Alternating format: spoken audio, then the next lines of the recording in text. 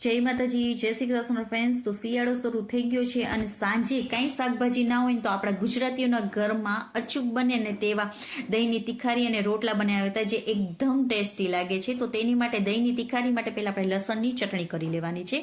તો લસણ અને લાલ મરચાંને પહેલાં આપણે મિક્સ કરી અને ખાંડી લેવાનું છે। તેમાં આપણે થોડું પાણી એડ કરી તેને પણ મિક્સ કરીશું। જ્યારે ચટણી કકડાવીને ત્યારે આપણી ચટણી બળે નહીં માટે।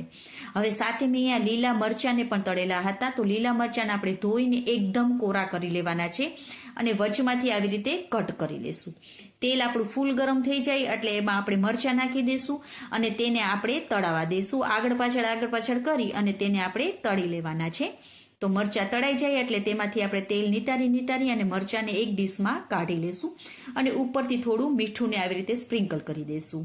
હવે તેલમાં મેં થોડું તેલ વધારે લાગતું હતું તો કાઢી નાખ્યું છે। 1 થી 1.5 ચમચી જેટલા તેલને ગરમ કરી તેમાં રાઈ, જીરું અને હિંગ એડ કરીશું।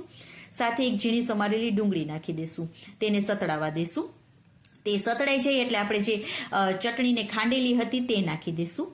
સાથે આપણે એમાં થોડું હળદર અને મીઠું પણ એડ કરી દઈશું। હવે પાણી બળે ને ત્યાં સુધી લસણની ચટણીને આપણે કકડાવા દેવાની છે। તો લસણની ચટણી તૈયાર થઈ ગઈ છે તો તેને આપણે થોડી વાર ઠંડી કરવા દઈશું અને ઠંડી પડી જાય ને પછી જ આપણે દહીં નાખીશું તો જ તમારી આ દહીંની તિખારી એકદમ સરસ એવી ટેસ્ટી લાગશે। ત્યાં સુધી આપણે રોટલા કરી લઈશું। તો રોટલા માટે આપણે તાવડીને રાખી દઈશું અને સાથે ગરમ કરવા પણ મૂકી દેવાની છે અને 2 કપ જેટલો આપણે અહીંયા મેં 2 રોટલા બનાવવાના છે એટલે 2 કપ મેં અહીંયા રોટલાનો લોટ લઈ લીધો છે। તેને ચાળી લેવાનું અને હવે જરૂર મુજબ મીઠું એડ કરીશું। પહેલાં આપણે બંનેને મિક્સ કરી લઈશું।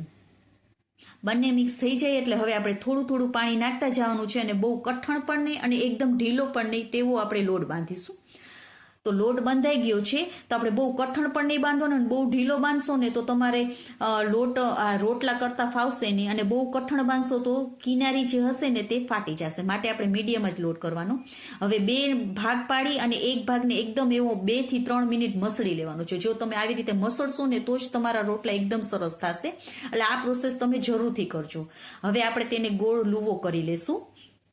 ગોળ લુવો થઈ જાય એટલે આપણે થોડુંક પહેલાં નાનો એવો પહેલાં આવી રીતે તેને કરી લેશું।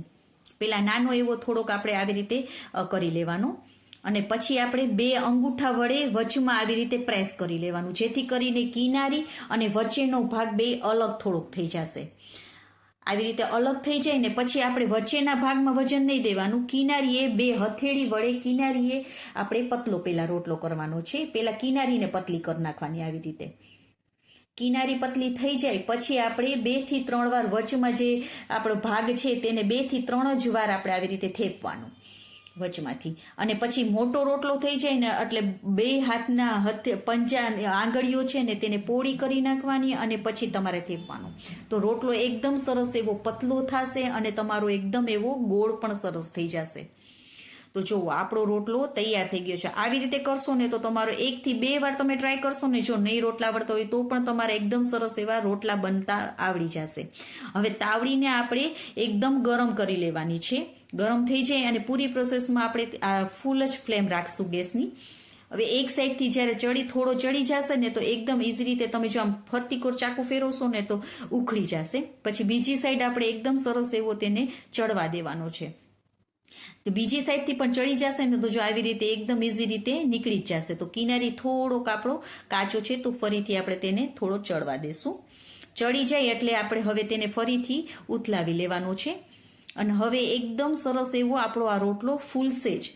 અને તમે જો આવી રીતે કરશો ને તો થોડો અત્યારના તમને હળવે હાથે આવી રીતે પ્રેસ કરવાનું તો તમને થોડો કઠણ લાગતો હશે પણ જેમ જેમ ફૂલવા લાગશે ને તો જો એકદમ તમને ખબર જ પડી જશે। ચાકુથી હું કરું છું તોય તમારે એકદમ એવું હળવું થઈ જશે ત્યાંથી અને આપણે હળવા હાથે જ દબાવવાનું તો જ તમને ખબર પડશે। તો જો એકદમ સરસ એવો આપણો આ રોટલો ફૂલીને દડા જેવો થાય છે। તો તમે આવી રીતે કરશો ને તો બધા રોટલા તમારા ફૂલીને દડા જેવા જ થશે। અને હવે આપણે ઉપર આપણે ઘી નહીં લગાવવાનું। આવી રીતે આપણે તેને પડને કાપી અને પછી અંદર ઘી લગાવવાનું અને ઘી પણ એકદમ સરસ એવું આખામાં લગાવવાનું તો આ રોટલાનો ટેસ્ટ બહુ જ સરસ આવે છે। તો જો આખામાં આવી રીતે આપણે લગાવી દેવાનું। ઉપરની સાઈડ નહીં, પડને આપણે છૂટું કરી અને પછી જ આપણે આવી રીતે ઘી લગાવવાનું। બીજા રોટલામાં પણ આપણે એવી રીતે કરી લેશું અને આખામાં એવું ઘી લગાવી દેવાનું છે। ત્યાં સુધી આપણે જે લસણની ચટણી કકડાવેલી છે ને તે પણ ઠંડી થઈ ગઈ છે. તો તેમાં આપણે 3 થી 4 ચમચા જેટલું આપણે દહીંને એમાં નાખી દઈશું. દહીં આપણે મોરું જ લેવાનું, બહુ ખાટું નહીં, તાજું ને મોરું હોય ને તેવું દહીં લેવાનું. તેનાથી આ દહીંની તિખારીનો ટેસ્ટ બહુ જ સરસ આવે છે. હવે એને મિક્સ કરી લેવાનું. તો આપણી દહીંની તિખારી પણ તૈયાર થઈ ગઈ છે ને. આપણે જ્યારે પણ કાંઈ પણ મન ના થાય ને ત્યારે શિયાળામાં ગરમા ગરમ રોટલા ને દહીંની તિખારી ને મરચા તળેલા, ગોળ, ડુંગળી હોય ને તો બહુ જ મજા આવે છે. તમે પણ ટ્રાય કરજો. અને હા, જો તમને મારી રેસીપી ગમી હોય તો લાઈક અને સબસ્ક્રાઈબ કરવાનું ના ભૂલશો. ઓકે, બાય, જય માતાજી.